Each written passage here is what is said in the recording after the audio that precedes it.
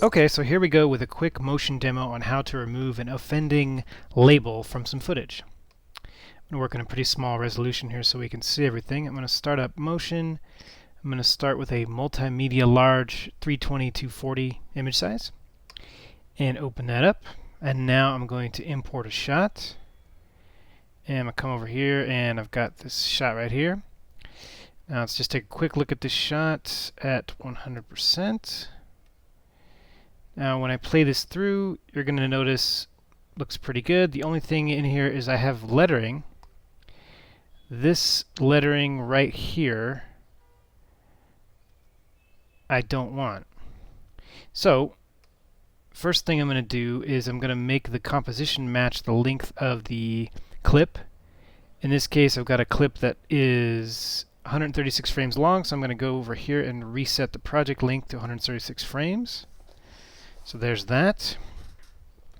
And the next thing I'm going to do is I'm going to go Apple 7 and open up my timeline view here.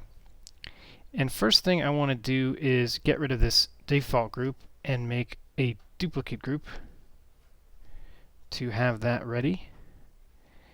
And I'm going to call this one my overlay layer. And this one will be my background layer.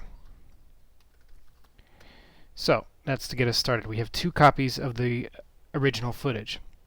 So first thing I want to do is I want to go into the original footage and I want to track it, because what we're going to eventually do is we're going to make a mask that moves to follow the footage and keep the label or sign, or in this case just text, that we want to get rid of. Okay, so first thing I'm going to do is I'm going to go into my library, I'm going to go into behaviors and select motion tracking, and I'm going to go analyze motion. So I just drag that onto this clip.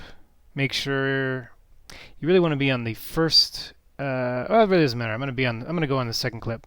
There's the exact same clip, so it doesn't really matter which one you use to analyze, but I'm going to use the second one, the background one, just to keep it simple. So I'm going to go analyze motion, drop that on there. And what I'm going to do is I'm actually going to set this for what I've looked at this shot and I see that the truck here goes from left to right and sort of leaves screen right. So I'm going to pick the part of this text that's going to be the last thing to leave. In this case, it's going to be kind of the trailing edge of the fire. So that's my tracking point. I'm going to come up to the inspector and I'm going to say, okay, you've got your tracking point. You can see it's locked in right there. Now analyze through the frames. It's going to go through, and you can see right here it's actually doing a really nice job of following that as it goes through the frame.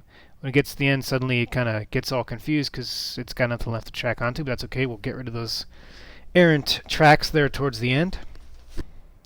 The next thing we want to do is we want to create a mask on the overlay layer, and this is going to be our cutout where we're going to apply only a section of the image to be removed. So what we'll do is we'll start on the first frame. We're going to zoom in a little bit here. We'll come up here to create a mask using the Bezier mask tool. And you just want to kind of get as close to the outline of the stuff that you want to remove as possible. So in this case, I'm just kind of creating a nice little mask. I'm going to go ahead and cut across here, come in here a little bit, and boom. Doesn't have to be exact because we can feather it and we can actually change those control points once we're done.